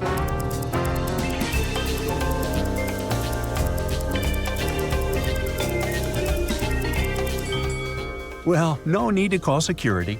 She's just going to use the digital wallet on her phone. She might be older, but she keeps up with the trends. Back at home, Emma feels like something's off. She starts scanning her porch, trying to figure out if it's just her imagination or if something's wrong. What's out of place?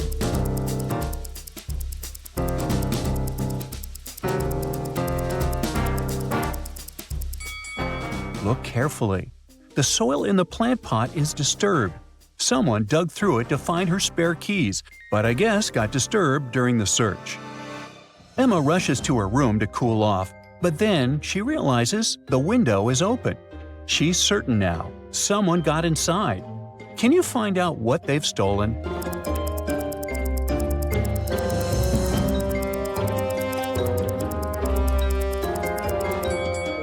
Take a look at the desk. The mouse and keyboard are there, but the computer screen is missing. She gets closer to check it out and finds a bracelet next to the keyboard with the letter M. The suspect must have left it behind by mistake, and she immediately knows who took her computer. But who was it?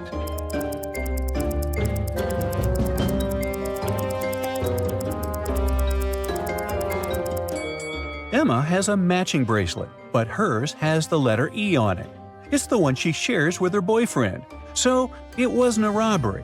He just probably borrowed her computer. Phew! Emma heads over to her boyfriend's place, and he decides to make things fun with a treasure hunt. Emma's mission? Find her computer screen. The instructions are simple. Take 2 steps to the right, walk straight until you reach the wall, take 2 steps back. Can you guess the location of her computer screen using this room map?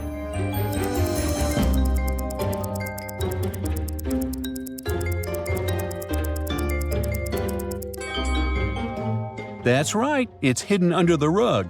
Careful where you step. Emma heads to the park for fresh air, but she spots 2 pregnant women acting strange. Who's faking the pregnancy?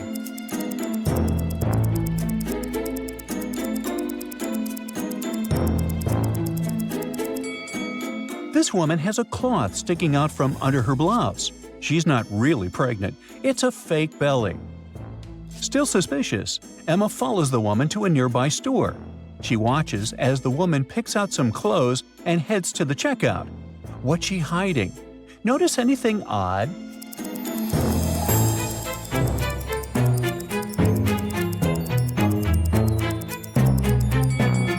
Look at the sign.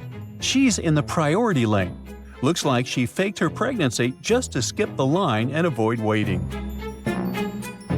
Emma decides to confront the scammer and asks her, "How long have you been pregnant?" The lady answers, "For 100 days."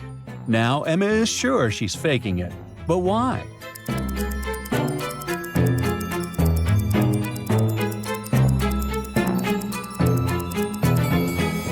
"100 days means she's about 3 months pregnant. So no way her belly would be that big if she's telling the truth." The law student lost track of time and needs to get home as soon as possible. She has 3 transport options. Take the bus for $3, grab a taxi for $20, or hitch a ride with a friend on a motorcycle for free. Which one does she choose?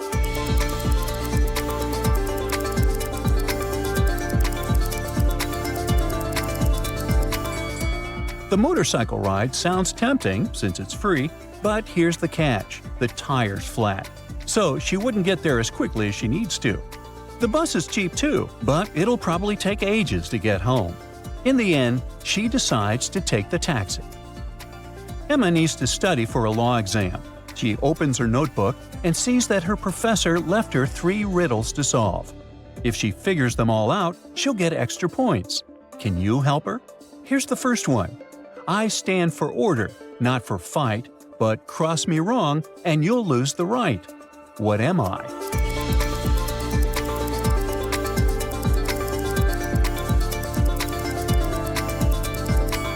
The answer is justice, says Emma. Next one. I decide if someone is guilty or innocent, but I'm not a judge. Who am I?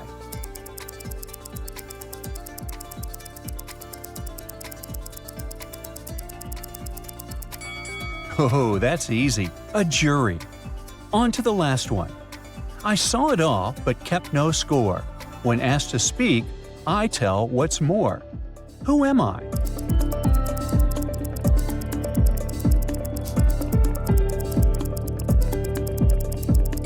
And the answer is a witness. Amazing! In college, Emma's professor tells her she'll have to take part in a pretend trial called a moot court to test her skills as a future lawyer. Here's the situation. On a snowy day, a man got hit by a car, and the driver says it wasn't his fault. A witness says the pedestrian light was green. The driver claims he was going within the speed limit, and the victim says he was on the crosswalk. Now look at the scene and answer, who's lying?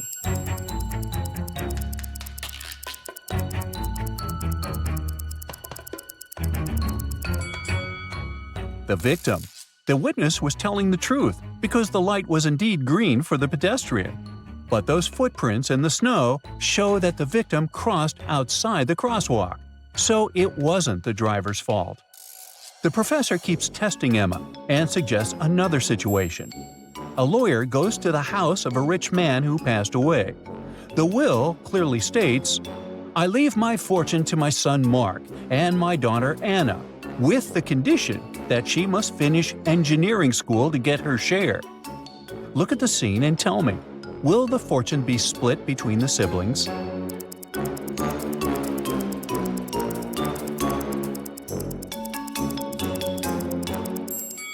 Unfortunately, no. Notice the picture on the wall. Anna is wearing a doctor's uniform, which suggests she graduated in medicine, not engineering. So only Mark gets the inheritance. It's time for the professor to hand out the grades from the last exam. Emma's friends are waiting for their results, and he says, whoever's wearing glasses got a D, Maria got a B, and only one girl got an A. So, who got the highest grade in the class?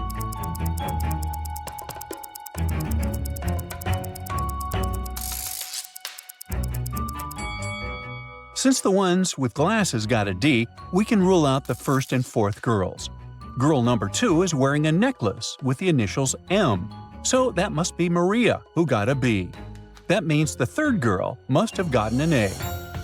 In the evening, Emma decides to try something different and goes with her boyfriend to a dining-in-the-dark experience. Basically, they have to try different foods while blindfolded. The appetizer comes out quickly. Without even looking, she says, I know what this is, but how?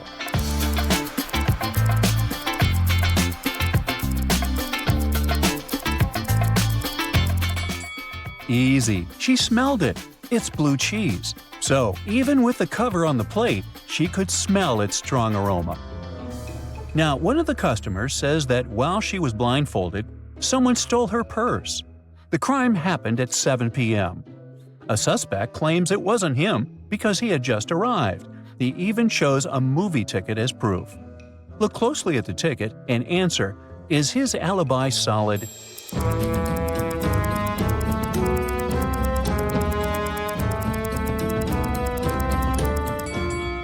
Nope.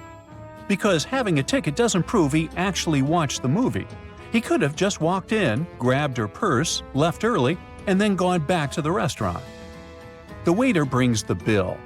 The total for the appetizer and the main course is $150. Emma checks the cost of each dish and realizes that the main course costs $100 more than the appetizer. So, how much is each item?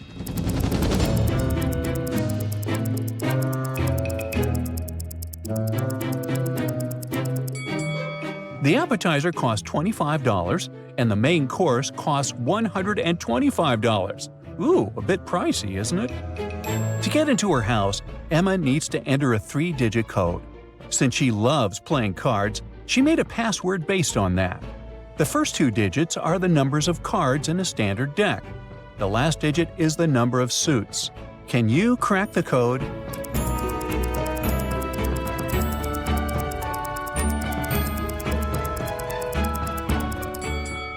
A regular deck of playing cards has 52 cards and 4 suits. So Emma's password is 524. Hey, dear Brightside Detective, meet James. He's a regular guy, at first sight. In reality, very strange things tend to happen to him. See for yourself. Once James went swimming at a local lake, and guess what? One of the other beachgoers turned out to be a visitor from space. Look at these people attentively and help James figure out which one it is.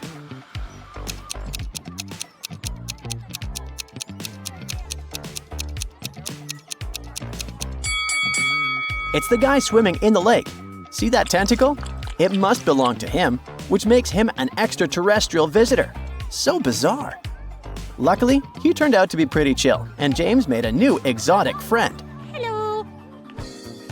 On the other hand, James's new acquaintance had a quirk. He liked making Earthlings crack his riddles. So, he asked James all of a sudden, I'm a person, I'm a fruit, and I'm a bird. What am I?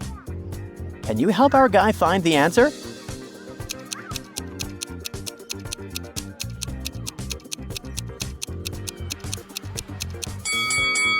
The correct answer is kiwi.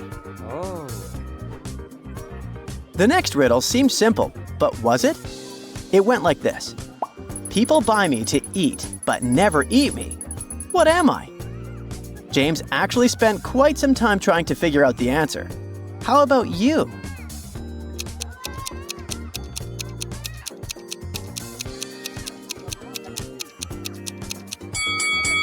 It's a plate. Oh my. But James's new friend didn't stop. The next riddle was even trickier. He showed James a box and asked him to guess what was inside. Apparently, it was a color, but James could also eat it. What can it be?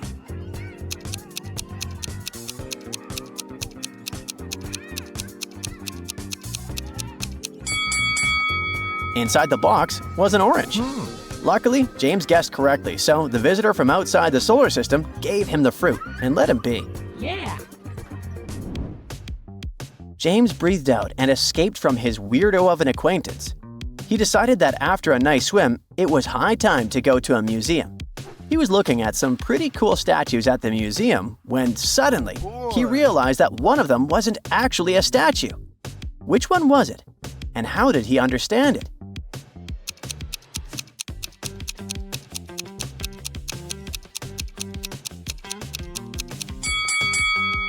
Look at the statue on the left. It has no wrist, so it must be the real thing. The head of the right statue has been replaced. See that seam on its neck? So it must be a statue too. But the one in the middle is a living and breathing human. Look at his pink cheeks and the drops of sweat on his forehead. Must be difficult to hold that arm raised all the time. At one point, James paid attention to 3 other visitors of the exhibition. All of them were very beautiful women, and James immediately fell in love. Yep, he's a very amorous guy. Sadly, one of James's new love interests is a vampire's wife. Let's save the poor guy and tell him which lady he should stay away from. Oh.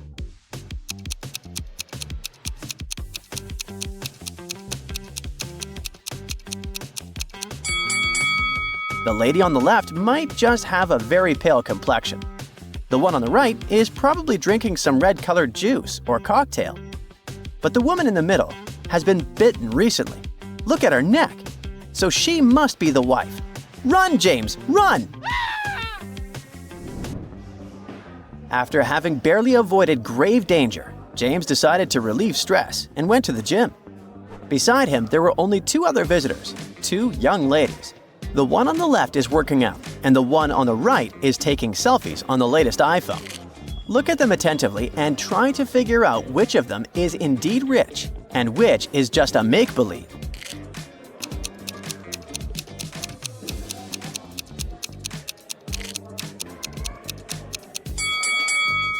To understand it, you need to pay close attention to details. The woman on the left is wearing a cool fitness watch, which must be pretty expensive. Her training shoes are high quality but a bit worn out. It means she's a regular at that gym. Also, she has wireless ear pods, and a personal trainer is right next to her. As for the woman on the right, she looks flashy with her iPhone and jewelry. But if you look closely, you'll understand that this jewelry is cheap. And instead of sneakers, she's wearing flats. It seems she's never been to a fancy gym before, and she used a free trial entrance to take as many pics as possible. So the lady on the left is actually rich. Now, back to that orange James got from his extraterrestrial friend. He bought 4 more and gave all the 5 oranges to 5 boys he knew. They started eating the fruit. A finished eating before B, but after C. D finished before E, but after B. In what order did the boys finish eating apples?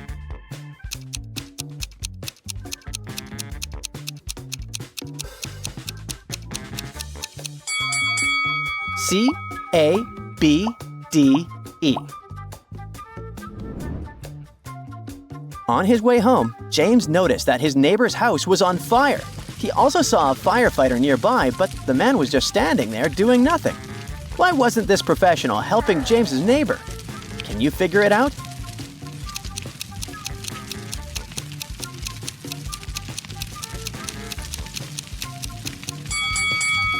Let's see how attentive you are. Have you noticed those pumpkins and Halloween decorations? The guy isn't a real firefighter and he's just wearing a Halloween costume. So James had to take matters into his own hands and help his neighbor put the fire out. Oh my God! The next day, James was invited to his cousin's wedding. But half an hour before the ceremony, the guy pulled his cousin aside and told her that her husband-to-be was cheating on her. How did he know?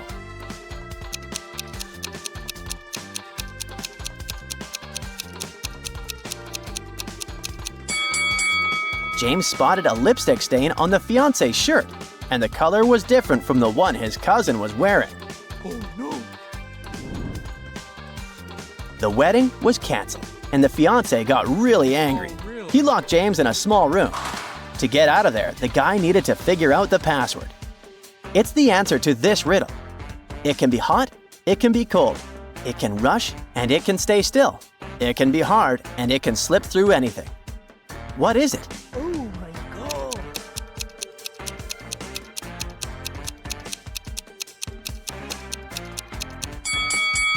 It's water. After figuring it out, James was out of the room in no time. For a week, James's life was pretty uneventful until he got a call from a friend who lived in a different town. He claimed that a vampire family had moved into the houses next to his, and he was very worried. James couldn't leave him in the lurch, so he went there and found the right street. He saw 3 houses. James came up to the house which he thought was weird. Which one did he choose? A, B, or C? What do you think?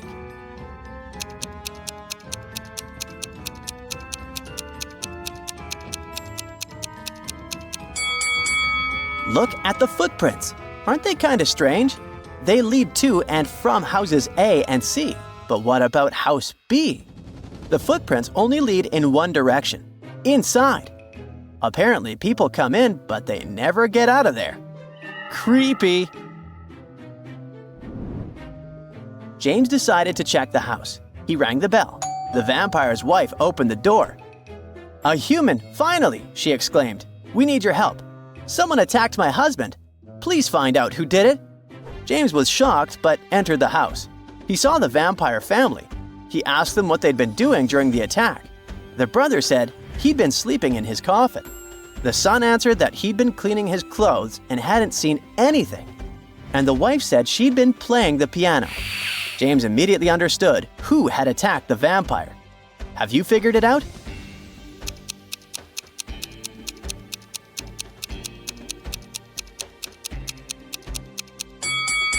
It was the vampire's brother.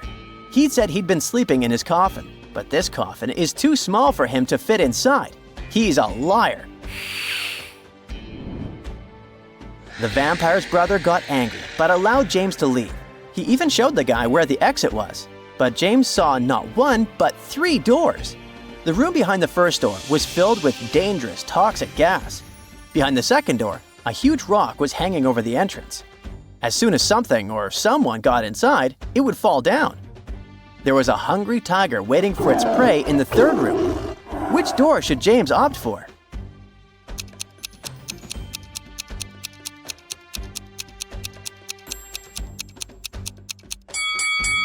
The guy took off one of his sneakers, opened the second door, and threw it inside. The rock crushed the shoe, and James easily got out of the house through the second door. A plane bound for Central America crashed in the heart of the jungle. Of all the passengers on board the aircraft, only 8 individuals managed to survive. The group wasted no time in locating food. However, they struggled to find a clean water source. The sole source they came across appeared incredibly suspicious. Consuming that water posed a significant risk, yet nobody was willing to perish due to dehydration. Consequently, the group faced a tough decision. Their only escape route hinged on selecting a member to test the water from the spring. Yet, if it were contaminated, the chosen person would meet an immediate demise. The group had a huge dilemma on their hands. Who were they supposed to sacrifice? They gathered around a fire, and each one of them had the opportunity to share a little bit about themselves. The first person was Peter, a 37-year-old magician. Peter was a lively man who traveled the world as a successful magician. He said he could use his skills to keep the group's spirits high. The second person was Max, a 28-year-old programmer. Before the crash, he was busy developing software that could change the world. The survivors don't think highly of him, though. He's a bit of a diva. But he argued that his skills and knowledge would be needed by society, since the secret project he was working on could save the lives of millions of people. Then there was Jude, an experienced and honored doctor. Jude had volunteered for many charity organizations and saved countless lives. He said that if the group wanted to have a chance of survival, they needed to spare his life. Next, Marina, a 52-year-old cook, told her story. She said she had recently divorced her husband and was starting to make a life for herself. Up until then, she was a stay-at-home mom with no purpose in life. But after her divorce, she decided to follow her dreams and enrolled at a fancy culinary school. She said she could make delicious food for everyone, even with so few resources available. Even though Mary was wearing expensive clothes, she said she was all for a greener planet. She was a 22-year-old girl straight out of college. She was on her way to Costa Rica for a spiritual retreat when the plane crashed. She said she was an expert at nonviolent communication and could help the group keep harmony through these stressful times. Sean was anxious when he started speaking. He was a former convict and was afraid that the group would immediately turn on him when he told his story. Yet he was very honest when he said that he had learned his lesson in prison and was committed to making the world a better place from then on. Then Daniel, a famous 30-year-old athlete, started speaking. Despite his youthful age, Daniel had already won multiple medals. He was extremely fit and could help the group get through those extremely harsh conditions by building shelters or even protecting them from wild animals. The last member of the group was Tom, a 15-year-old boy. Unfortunately, he lost his parents during the crash and was left alone. He had no special abilities to help the group. Jude, as the oldest person in the group, took the lead in the decision-making process. He asked everyone to answer the question, "Why should you not be sacrificed?" The first person to speak out was Peter, the magician. He said, "I make people laugh and awe at the magic of life. Through me, magic keeps on living. I can't be sacrificed." Then programmer Max said, "I'm going to change the world with my secret project. You really have no idea about the revolutionary idea I'm working on. If you sacrifice me, you'll deeply regret it." Dr. Jude said, "I'm pretty old and I've lived a good life, but I'm one of the few people here who knows how to save lives. What would you do if you sacrificed me?"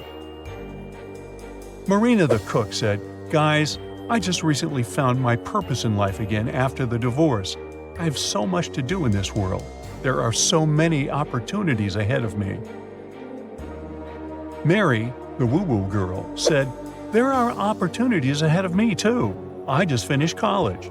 Who knows? I could become a great spiritual leader and change the world. You'll regret it if you get rid of me." Ex-convict Sean said, "I understand if you choose me to drink the water. I just want to say that I'm a changed man and that I will do everything in my power to make it up to society if I get out of here alive. I can be an inspiration to many people." Athlete Daniel said, "I think there's still a good number of medals to win, but hey, I'm willing to take one for the group if I need to. I'm pretty strong and who knows, maybe the water won't harm me." Lastly, Tom the teenager spoke. He said, "I'm pretty scared of drinking the water. Please don't make me do it. I swear I'll grow up to be a good person." After listening to everyone, the group needed to vote. But before voting against anyone, they were supposed to think about each person's usefulness for the group and society in general. As a magician, Peter can contribute to the preservation and development of cultural traditions and the entertainment industry. Although his skills are not critical for physical survival, they might be important for the psychological health of the group. Max has good analytical and problem-solving skills, but in a survival environment, his technical skills were not so in demand. Plus, his secret project could easily be some AI technology that could rule over humanity. Jude is one of the most valuable members of the group because of his ability to provide medical support. Marina, the cook, can be important for maintaining health and morale through nutrition, but not critically important for survival. Mary's role is less important. She's more of an idealist than a problem solver, so her direct impact on group survival is extremely limited. Sean, the ex-convict, has acquired skills in difficult conditions and situations which can be extremely useful in survival. Also, his potential rehabilitation story may inspire social change and reform. Daniel, the athlete, is important. His physical abilities are important to the group, and he can serve as an inspiration to others. Tom, the kid, is not able to participate equally in survival tasks. And who knows, he may grow up to be a great or terrible person. It's 50-50, and there are no guarantees he will either be useful or harmful to society in the future. When Dr. Jude received all the votes, he was appalled by the decision of the group. He expected that most people would vote to sacrifice Max, the programmer, but no. They chose to sacrifice Tom, the young kid, and took him to the water spring. He drank the water to see if it was safe, and just a few hours later, Tom passed away. The group was very shaken by the kid's early demise, and they were also desperate, because without water, they would all have the same fate before rescuers had time to find them in the middle of the jungle. That's when programmer Max had an idea. "I think I can design a primitive filter to purify the water," he said. Max quickly described his plan to create a device that could use coal, sand, and rocks to filter pollutants from the water. The group listened to him carefully, and the decision to try to create a filter seemed to them to be the best way out of the situation. With the help of other members of the group, Max was able to assemble the device. After the first tests, the filter worked successfully, and the water turned out to be safe to drink. What a plot twist, huh? Now, I've got a question for you. Which person would you sacrifice? But I would like to remind you that there is no correct answer. The spaceship Vanguard is traveling through space to a distant planet to start a new home for humans there. There's one captain on board and 7 crew members. Each of them has unique skills and jobs that can come in handy on a new planet. Suddenly, the ship experiences a decompression, and it becomes clear that the escape ship only has room for 6 people. The captain has to make a tough choice. He needs to decide who can be more useful in this new society, but there's also a moral side to this dilemma. The first crew member is James, a 42-year-old engineer. He is a natural leader and never loses his temper. He had to leave his wife and 2 sons back on Earth. James hopes they'll be able to join him on a new planet when the time is right. The next crew member is Stacy. She is 29, and biology is her main passion in life. She can start a garden from one seed, but doesn't accept criticism and always speaks up when she doesn't like something. This makes her relationships with other people complicated. She hasn't talked to her parents for years, and she often mentions plants are better than people. Geologist Tom is 36. His brain is like a map of natural resources. If you give him enough time, he can find oil and gas on any planet, even if everyone else says it's pointless to try. Tom can get stubborn at times, but that's because he always wants to reach his goals. He's a modest man who doesn't like to talk about himself. Maybe he has some secrets to hide. Allison is one of the oldest of the crew members. She is 48 and works as a doctor. Her survival skills and medical expertise are priceless. One of her best qualities is that she can handle any extreme situation perfectly fine. Yet she doesn't like the company of other people, and sometimes her comments reduce people to tears. Many years ago, she even lied to her sister to break her engagement. Next, we have a 25-year-old AI researcher, Matt. He believes the future belongs to technology, and since he's a master of tech, he'll rule the world. Matt loves intrigues and is very much into history. He's always the first to ignite conflicts and then watch them from a safe distance. It's impossible to make him say sorry or admit his fault. Helen is a 44-year-old psychologist. She always puts others first, and people often misuse it. She can heal souls. Isn't that important for stressful times of setting up a new society? Helen can't pass by a stray kitten or puppy in the street, and always donates to charity. One weird part is that she has no real friends among humans left on Earth, and sometimes she cries for hours for no reason. The final member of the crew is Richard. He is 23 years old and works as a sociologist. He is a perfectionist and likes to overanalyze things. At the same time, he has some unique charisma and can solve a conflict with a smile. He makes the best jokes and keeps the crew entertained on this long interstellar journey. There's just 1 hour left before complete decompression. The captain needs to decide whom to leave on the doomed spaceship and whom to take to the escape vessel. He decides to ask the crew which of them deserves to be left behind. James immediately calls Stacy's name. He says, "There's nothing a smart human can't master.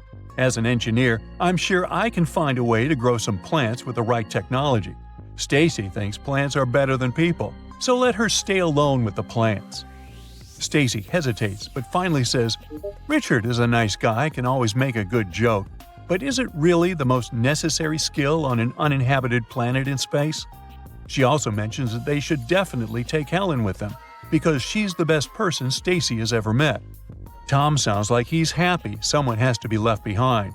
He says, "Allison doesn't deserve to move on to a new planet. She's the oldest, and a robot trained by Matt can easily replace her as a doctor."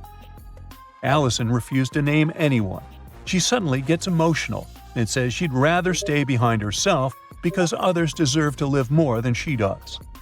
Time is running out, but the captain isn't rushing it and keeps interviewing the crew like there's no danger. It looks suspicious because he should feel bad about leaving anyone behind, but it seems he's enjoying the process and his control over it. When the captain asks Matt whom they need to leave behind, Matt suddenly asks the captain about his experience. "Where did you study? What does it take to become a spaceship captain?" Everyone on board knows that Matt loves a good intrigue, so they just ignore it. The captain suddenly gets nervous and says they need to wrap things up.